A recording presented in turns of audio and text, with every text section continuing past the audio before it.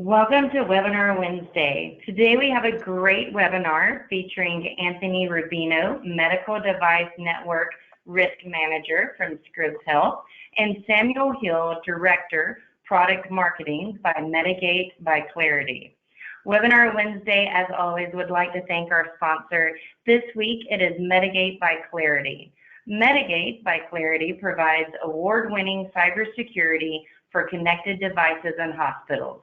The platform combines a deep understanding of manufacturers' protocol and clinical workflows with cybersecurity expertise to deliver comprehensive and accurate identification, contextual detection, and clinical policy enforcement. The resulting automated, rule-based, and clinically driven security policies keep patients, networks, and PHI safe.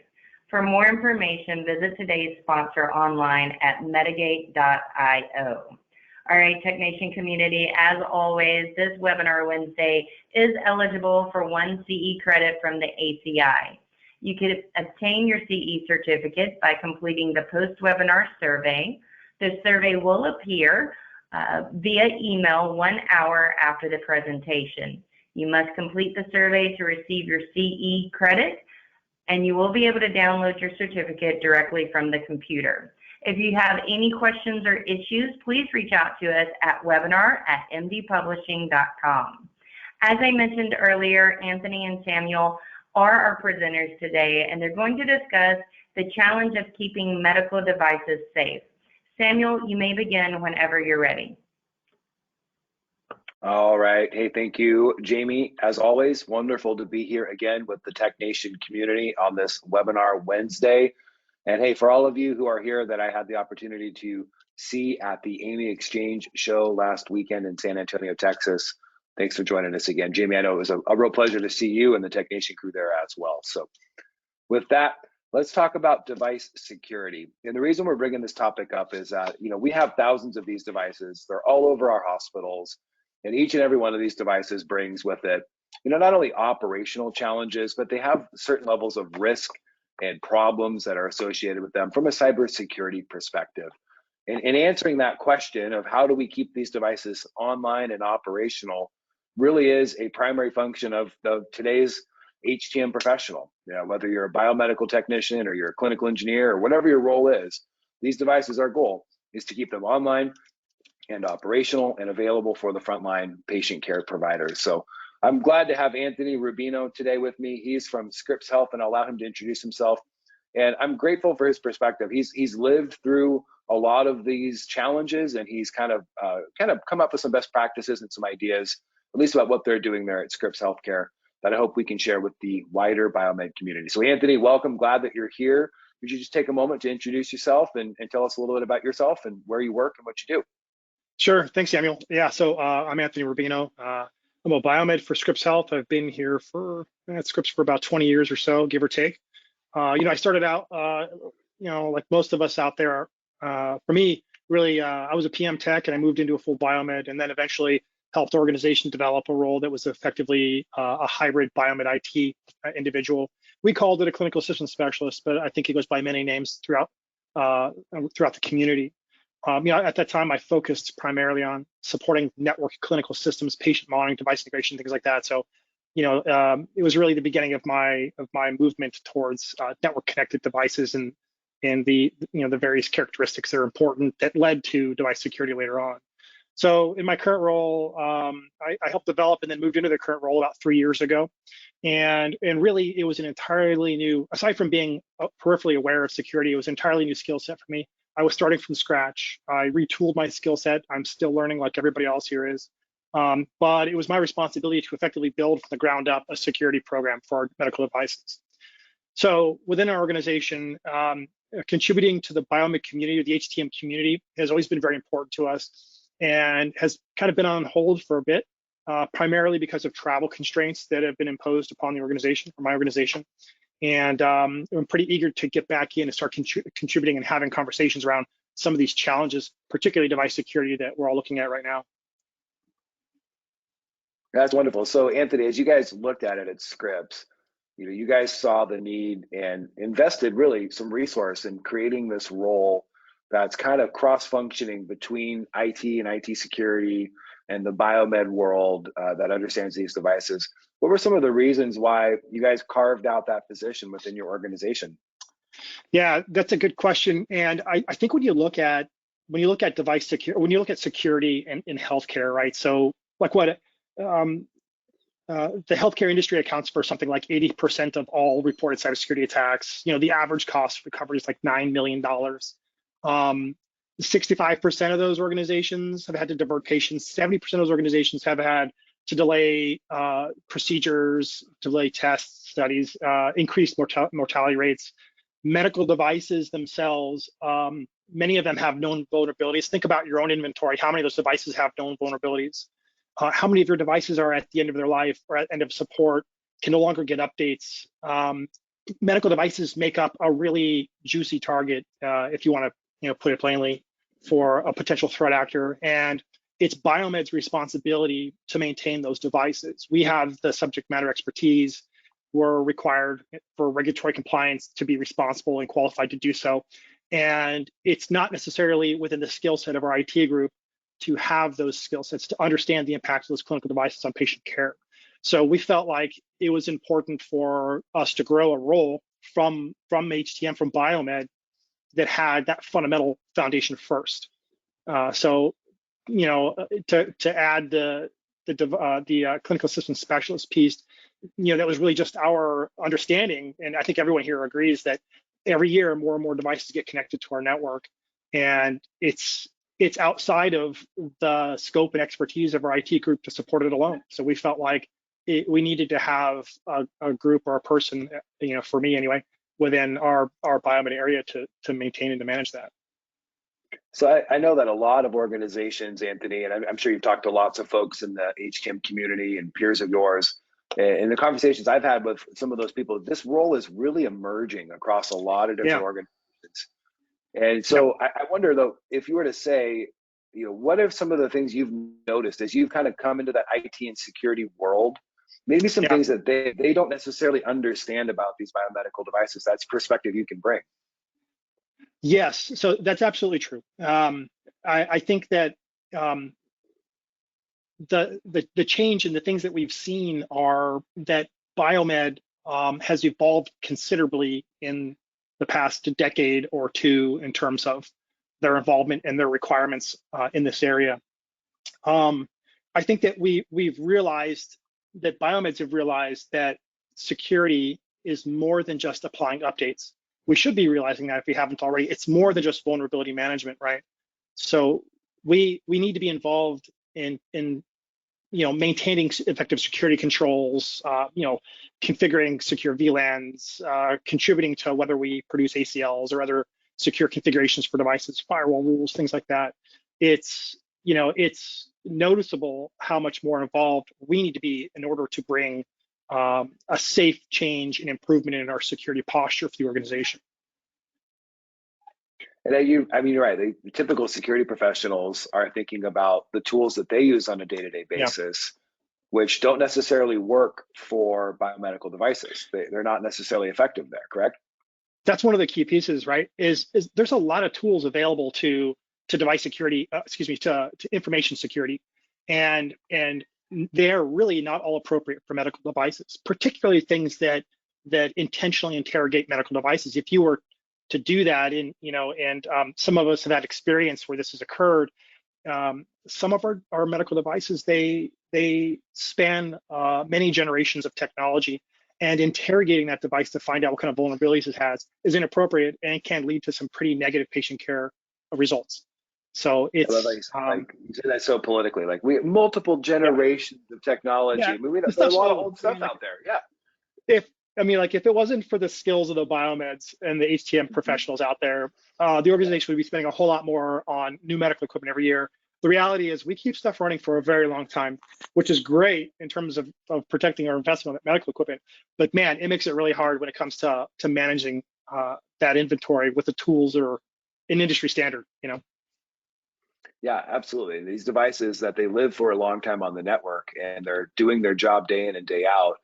And I think that's something that a lot of security organizations are waking up to, and we're seeing that across healthcare specifically, is that what we do for other types of devices, whether it's an IT managed asset like the laptops and mobile tablets and things that are traditionally IT managed, or they're IoT devices, if there's smart conference room booking systems or lighting or other things that are out there in your world, they've got some tools and techniques that do work to secure them. They can have good visibility, they can have good data, and some things, something goes wrong or they notice a vulnerability, they can typically patch it, or they can do segmentation strategies to get that device in a safe and secure place. But that MRI machine that's running Windows 7, which is a out of support operating system for many, many years now from Microsoft, you still have that in your network, and it's still doing MRIs. It's still performing patient care duties or diagnostic duties. And we can't just take it off of the network because it's doing something that might be deemed risky. Right. What would that do to your ability to care for patients, right? It's a balancing act. How strict do we get when it comes to applying security controls? And don't get me wrong, security is important, but so is caring for patients. If you apply a security control to a laptop that's used for a specific business purpose within your organization, and that doesn't go well, it is impactful. But you should have some form of downtime procedure, some way to recover, some backup scenario to that. You might only have one MRI in a given facility. Your organization might not have a lot to spare when it comes to technology or devices like that. Yeah, so now as a biomed by background and training and experience, and now kind of working in this IT and security space and bridging that gap, what are some of the tools that you're really leaning on to help broker that conversation between biomed operators, technicians, engineers, and their security peers? Yeah, I mean, it's really a big picture. There are tools, specific hands-on appliances and things of that nature, and then there are tools in the sense that I prefer to think of more in terms of things like relationships, right? So one of the most difficult things for us to do in terms of managing device security was a really proper inventory of devices. BioMeds are always fantastic at, have always been fantastic at maintaining a physical inventory, make, model, serial number, et cetera. Those kinds of things with features it has, its service history, things like that. But what we've struggled to do is keep up with the other details that need to be accumulated or inventoried throughout time. And I mean, like, keeping up with the operating system version or the application version or other aspects of the device that can change frequently. And up until recently, at least from our organization, it was a struggle to maintain that because we were doing it manually. We were going, best case scenario is when that thing was due for PMs, we were double checking the information we recorded, but maybe that device only gets checked once a year and something changes, right? So, one of the tools that we implemented recently, which has really changed things dramatically, is device discovery for us through the Medigate platform. So that's really improved our awareness. And that's not my dog. Just kidding. Just kidding. So that's those are one of the tools we do. But really, the effective piece of that, and an important part, are now that we have that way of providing context for our awareness of equipment on the network, it's our ability to connect with other more industry standard tools like a NAC solution or Splunk SIEM, for example, or whatever. The ability to provide context for those other industry standard tools is really what makes a difference for us right now. So you're saying really the understanding of your full inventory down to the detail level allows you to have really great conversations with your peers in security and to help explain some of the reasons why you're saying, hey, don't do that, or this won't work here, or that type of thing. They feel this sense of helplessness when you say, it's a medical device, it's on the network somewhere, I'm not sure where, but you can't do this thing to that part of the network. And they're like, well, what do you mean we can't? We've got to scan this segment of the network. And you say, no, we've got stuff on the network. We don't know where it is on that network, but we know that if you scan it at the wrong time, we could have a really negative impact on patient care.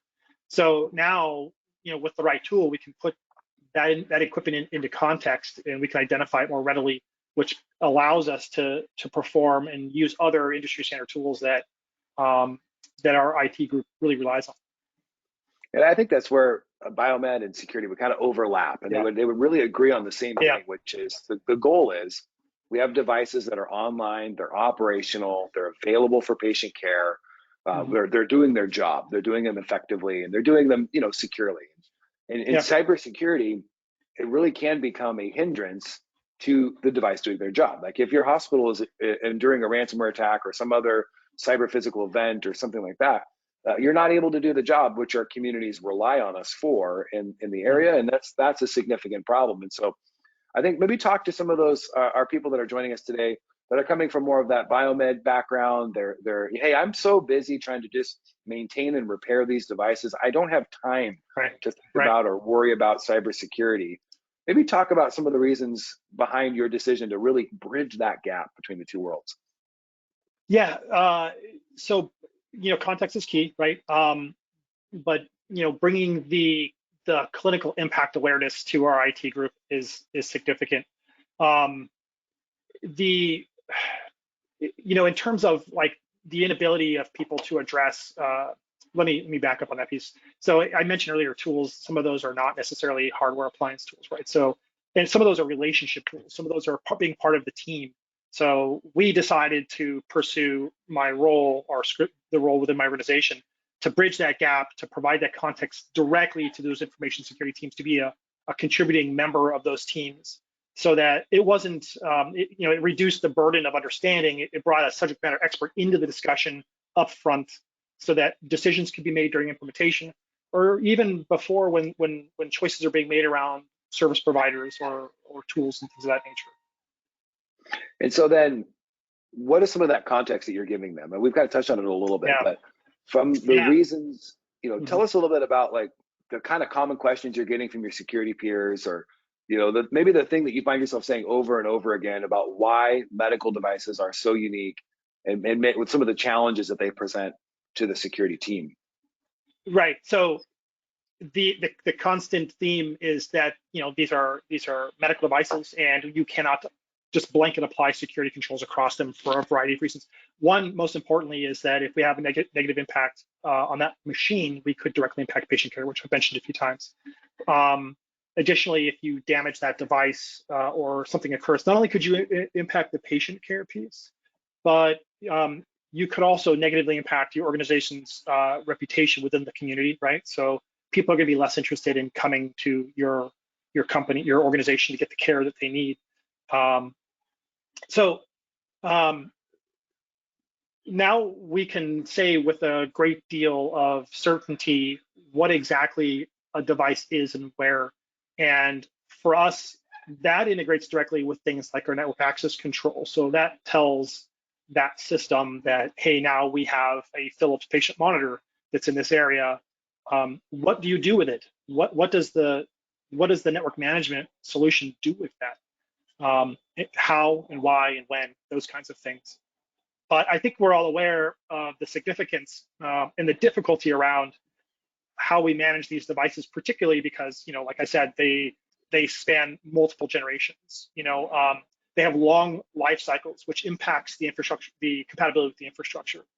The intake process changes over time, right? So now we are constantly, or we're constantly saying, look, we don't know this aspect of this device. We don't know this detail so that you can manage the network more effectively. We have to go out there and get our hands on it when we are doing this manually. It was not uncommon for medical devices to get connected to our network without BioMed being aware, right? So the intake process for a particular feature or functionality would just get implemented, and we would show up, and guess what? It's now connected. We didn't know it because we had this two-headed beast thing going on.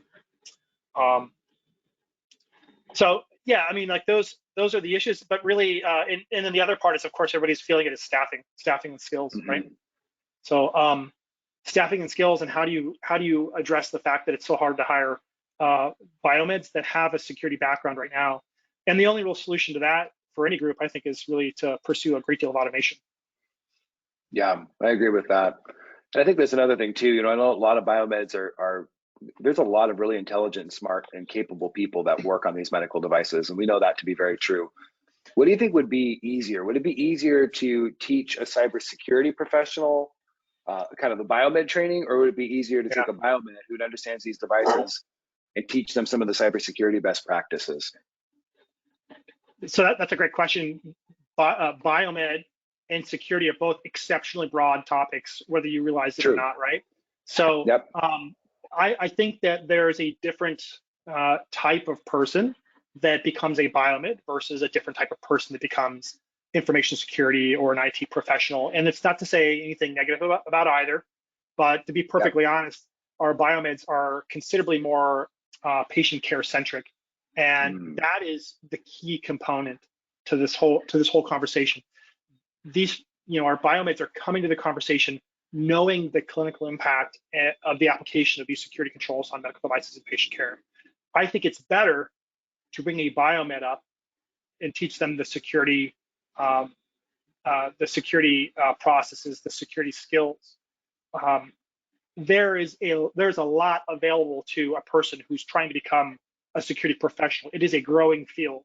There's a lot of room for development of skill sets in individuals. BioMed has been around a long time, but there aren't as many opportunities for improvement of those skill sets. I mean, there's the normal CPET certifications, and you can go to, you can get your military experience, you can go to college for it, you can go to a tech school for it. But to be perfectly honest, I think that the opportunities and methodology for teaching somebody security skill sets is considerably less of a burden than for the other way around. Well, I love what you said, because BioMeds are coming from that foundational understanding of patient care, workflows, clinical context. They understand why nurses hide devices. They don't like that they do, but they understand why they do it, right?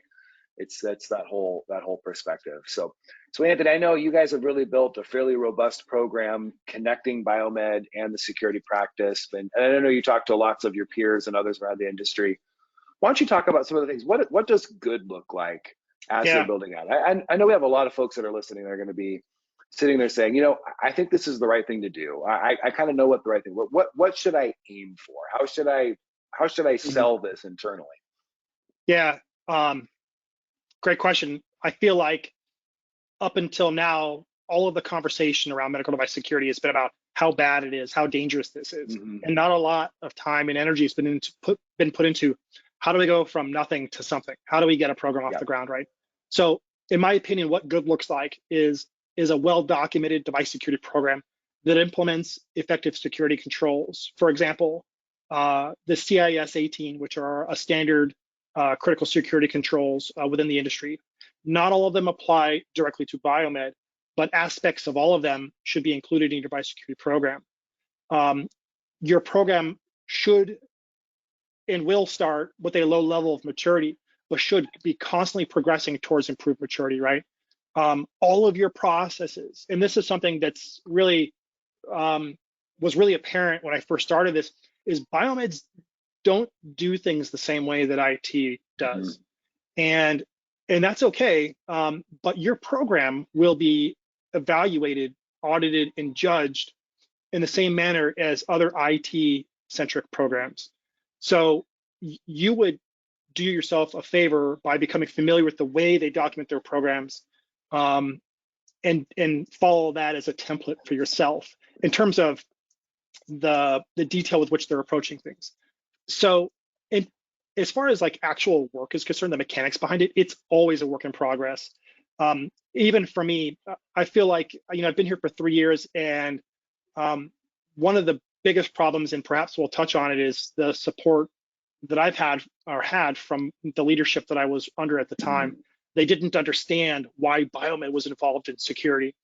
And in order to improve that situation, it took an organizational change to where BioMed reported. We needed to go to our information security group. We needed to build relationships with advocates, people who understood where we're coming from and the importance of the tools we needed and the processes we needed.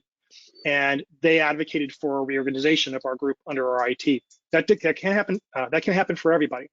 But you need to get out there and make those relationships and find those advocates for your program to support you in getting the tools and resources you need.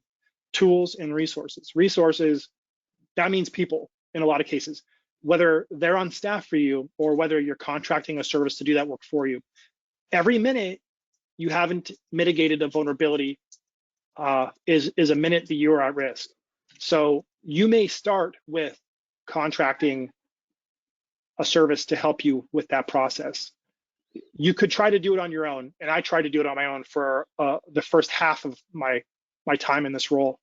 It is not possible to do on your own. My information security group has a dozen or so people dedicated to information security. In my organization, it's just me, and that has to change, and I have to go get help for that, right? So as this is a work in progress, the actual mechanics behind it is each BioMed out there, each program really needs to start from the beginning, in the sense that you need to stop your security posture from getting any worse than it is. You need to be participating in the intake process, which you probably already are, but you need to bring security as a focus to that process as it relates to medical devices. You need to look at what a good security configuration is, or security configurations are for a variety of your devices, and try to apply as many of those as you can. Those you can't apply, you need to escalate it up and get that risk accepted by the organization. You need to, once you get through intake, you need to implement secure solution designs. You need to reevaluate those solution designs on a periodic basis to make sure those security controls are still relevant and effective. You need to have near real-time security for device discovery. That is a key piece for the whole conversation. Before we brought device discovery, appropriate device discovery into my organization, we thought we had, let's just say 1,500 devices on our network. We had a pretty mediocre inventory of those devices in terms of the different aspects and characteristics. After we brought in device discovery, we found we actually had more like 6,000 devices, right? So where was I going with this program until I had device discovery, right? I wasn't effective at all to any real evaluation.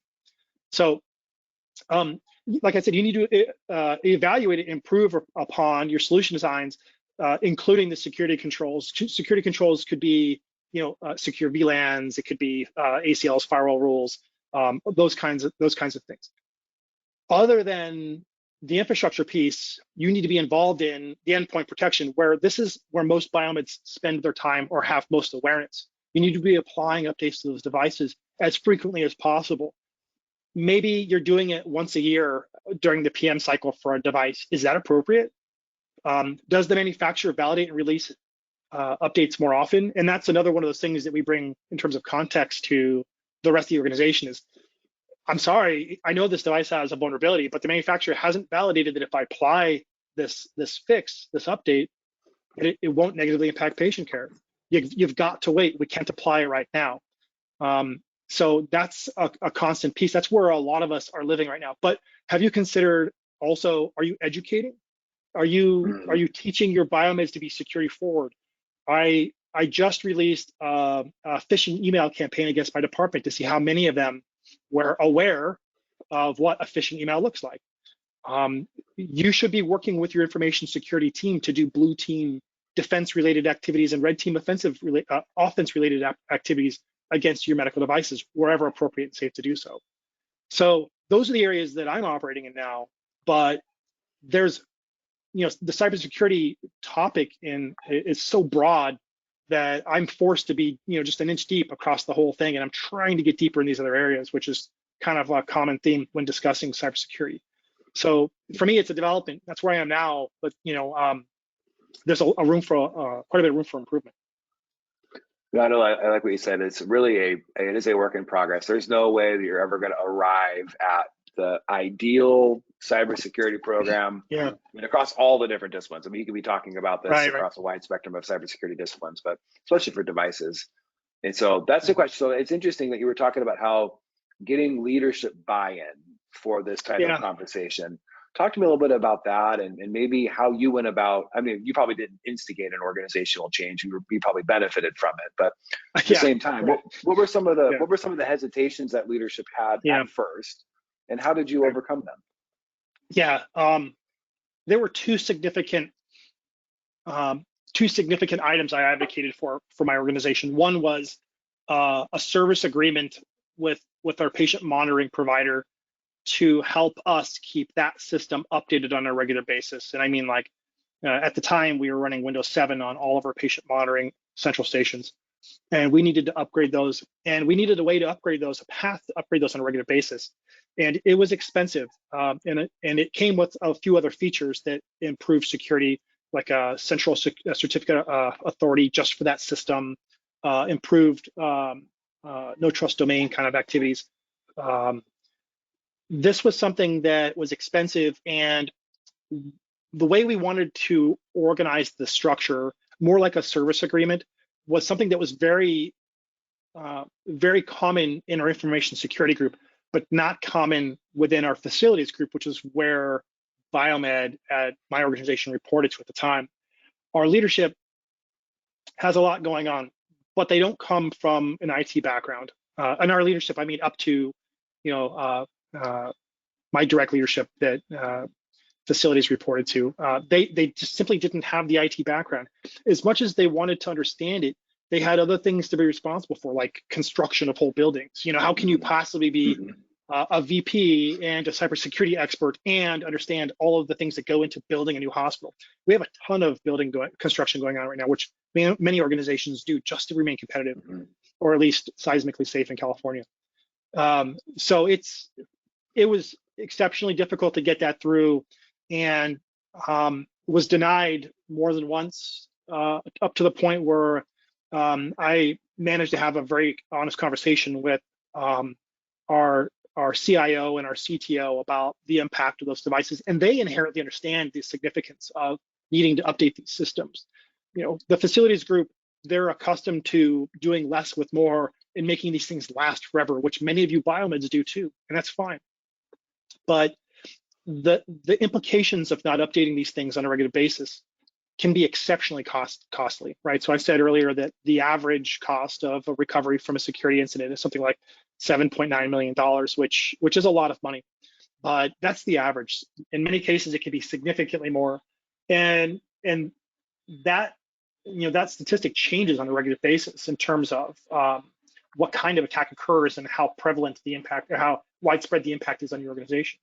So the conversation within my leadership was difficult, and I didn't feel they were quite getting the picture until I went to my IT group and asked them to help me advocate for these things, and eventually we did get the service agreement. The other thing that I advocated for was Medigate, which we wanted to use primarily for device discovery to provide context for the other systems we had for managing our network and security.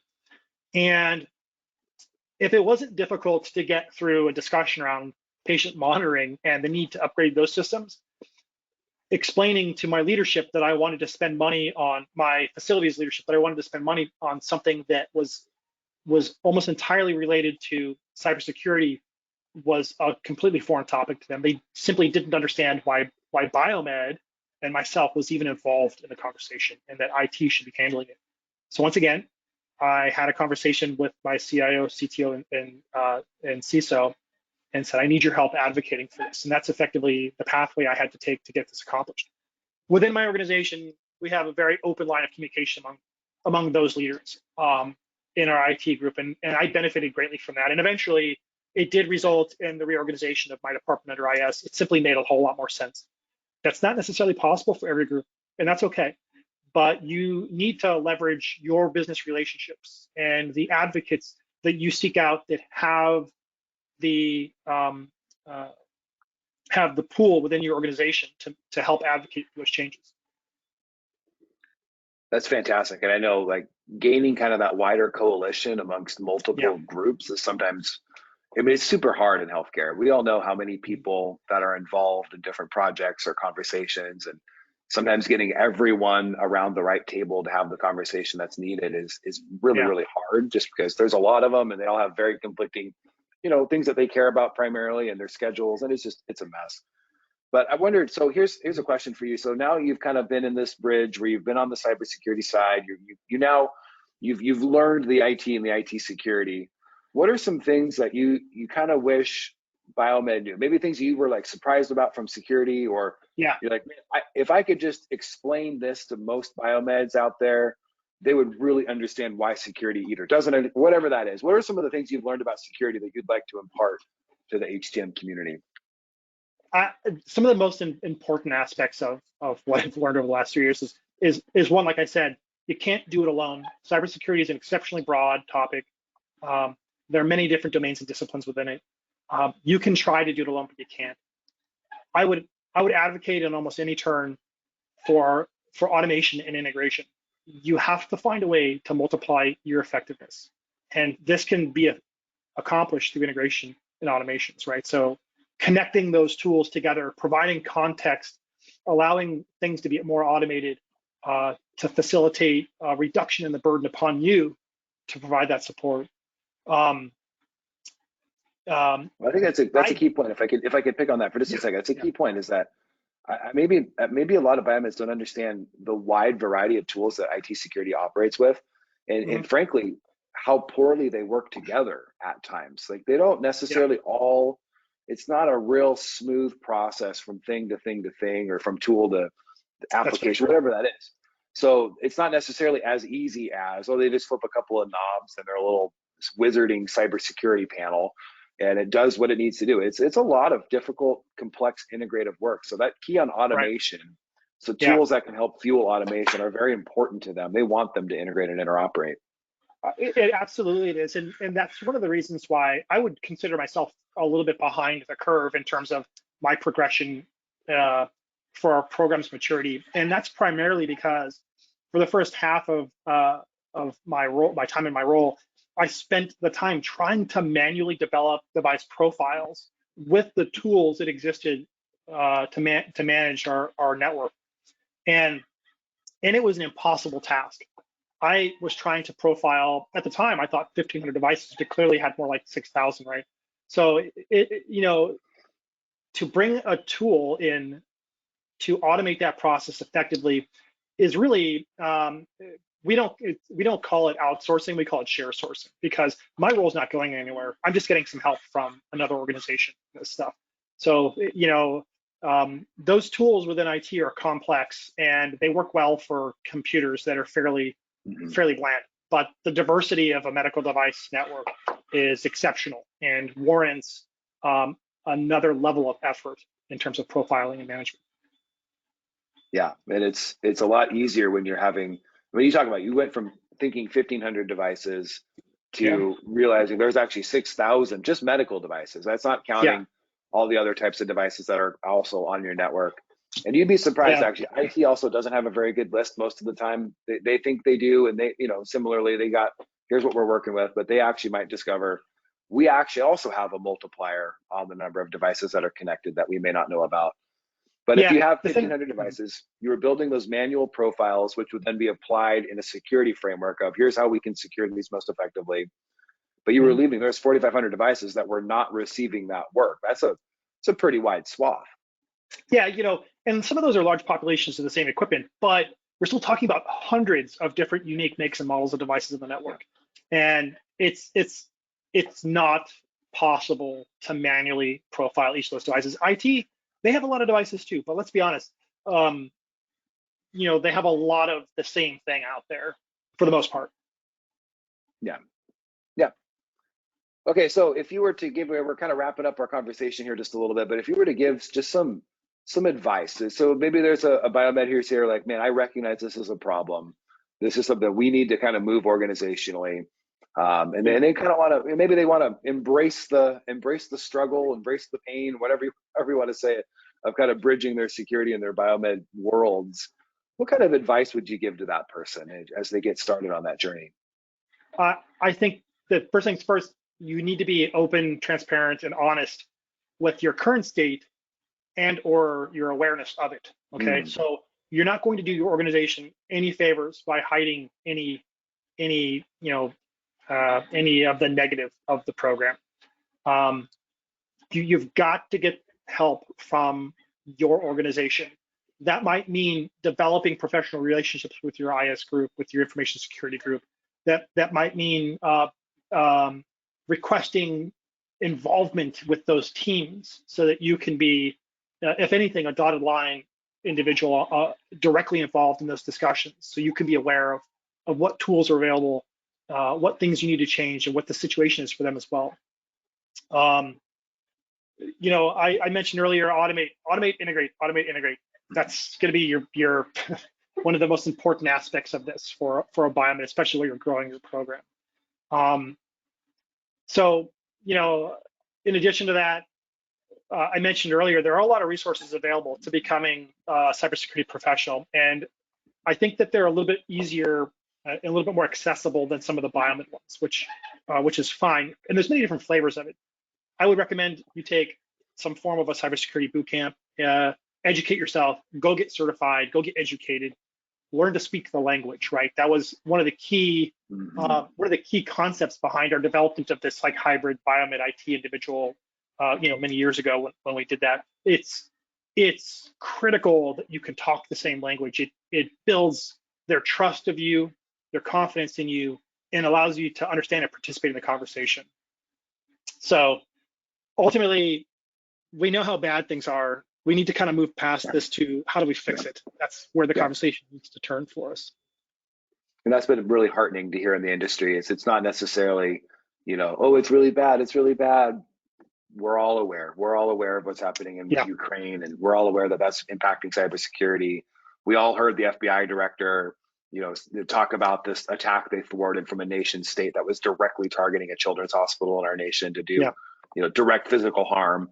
Like, we're aware that that's a problem. But now let's get to the point where we're saying, okay, now what? Now what can we do? What can we as professionals, as those who care about these devices being online and operational, that care about patients receiving what they need, what they trust us to provide for them in their time of need and for our community? So with that, we're wrapping up our conversation here. Anthony, it's been such a joy having you share a little bit of your perspective and the things that you've learned along the way. I'm sure there'll be plenty of folks that want to reach out to you and ask more questions. I know you're available for some of that conversation, and they can reach out. And you love supporting the HTM community and family. So we're really grateful for you sharing a bit about that today.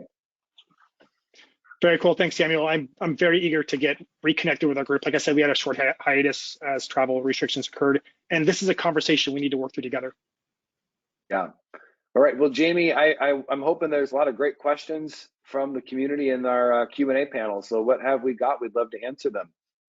Wonderful. Well, I am ready to kick off the Q&A, but as always, a quick reminder to the attendees that you can submit your questions at any time. Use that question feature on your webinar dashboard. But Anthony, the first question that came in is for you. What are some of the best ways for BioMed to involve themselves in security? Yeah, so I think that one of the first things you can do, and partly most effective because it doesn't really cost much and it involves awareness, is to get connected to those teams within your organization. Explain to them that it's your responsibility to manage this equipment. They're probably eager in waiting for this conversation to occur. They probably don't have as much awareness over medical devices as they think they do. And in some cases, they may be unwilling to become aware of it because they're medical devices and they're not scared of them, but it's a whole different can of worms for them. So connect with those groups, have that conversation, become part of the team. And after that, in terms of building your program, I think you need to get involved in intake. That's, stop the risk from increasing. Get involved, bring security to intake, implement your secure solution designs. Anthony, as you were saying that, something that popped into my head, I wonder what you think of this is, I know a lot of times a security organization will run what are called tabletop exercises, which are basically a fancy game that simulates a cybersecurity event in the hospital so they can plan their mitigation and reaction times and work through the processes and all the different pieces. I mean, even they get down to like, how do we communicate this to the public, or how do we notify regulatory agencies? But what would you think about, BioMed people being involved in some of that? 100%. I think that what you'll find is medical devices are probably an aspect of that exercise that has not been addressed if you're already doing those tabletop exercises and BioMed is not involved. How can somebody from information security or an IT person truly understand the impact on those medical devices? They simply aren't trained and aren't responsible for those systems. So yeah, get involved in those. Yeah, and I think you might find you enjoy it. They're kind of fun, intense exercises. They take a lot of effort and energy, but they're also fairly rewarding and really eye-opening. Hey, Samuel, the next question I'm going to direct to you. This attendee has asked, how can I start cross-training for cybersecurity? That's an interesting question. I think it would depend on where you're starting from in some ways, but there are a lot of great resources that you can look at from different organizations like the CISA or other places that are providing cybersecurity training. And a lot of it is free from an awareness perspective, just kind of getting your brain learning the language and the lingo. But the other place that I would recommend is like Anthony mentioned, is taking your cybersecurity peers out to lunch and asking them kind of, hey, what are the gaps that we're seeing here? How can we figure that out? And then starting to tailor your reading and your education. There's tons of free stuff out there. I know a lot of organizations are publishing great guides and training manuals and things around cybersecurity for medical devices. So just kind of starting where you're at. How did you get started, Anthony? Yeah, like I kind of was interested as he got thrown into the role. And in terms of the cross-training piece, it was seeking out that team and being involved, but then going to an introductory course just to start understanding the language and then pursuing certifications further on from there. Yeah, and you might find there's a local community college that's offering training programs around IT security, or technical college or something that also might have things in your area. Be a great place to at least check out some intros up. Such an emerging part of the industry that you can find the topic offered just about anywhere. Yeah. All right, guys, I have another question. I will let the two of you fight over who's going to answer first. What would be the best first step to improve our device security? Anthony, I think you touched on this just a little bit as we were talking about really understanding the full spectrum of what is connected to the network and giving a real accurate picture of that, because then you can start making decisions. Once you have that, the visibility, as you said, you can start making decisions about how to secure it from there. Absolutely, I agree. I think we kind of modeled our security program off of the CIS 18 security controls, and two of the early security controls are hardware and software asset inventories. If you don't know what you have, how are you going to secure it? If you don't know what you have, how are you going to justify the resources to secure it? There's a lot of conversations that hinge on awareness of what is in your inventory, what is on the network. Yeah, I agree. All right, guys, with that, we've exhausted the questions for the live Q&A portion. I want to extend another thank you to both of you for your time and your expertise today. I've certainly enjoyed listening to the conversation. I want to encourage all of the attendees one more time to visit our sponsor website, Medigate by Claroty. You can find more information online by going to medigate.io. And as always, a reminder that you can obtain your CE certificate by completing the post-webinar survey that's going to arrive in your inbox in 1 hour from now. You do have to complete that survey to get your CE certificate. Once you submit the survey, you'll be able to download it directly onto your computer. If you have any questions or issues, please email us at webinar@mdpublishing.com. We will be back next week with another great webinar Wednesday. You can find more details about that presentation and upcoming webinars by visiting webinarwednesday.live. All right, Tech Nation, make it a great day. Have a wonderful week. We're going to see you back. Thanks, guys. We enjoyed this a lot. Thank you. Thanks, Jamie.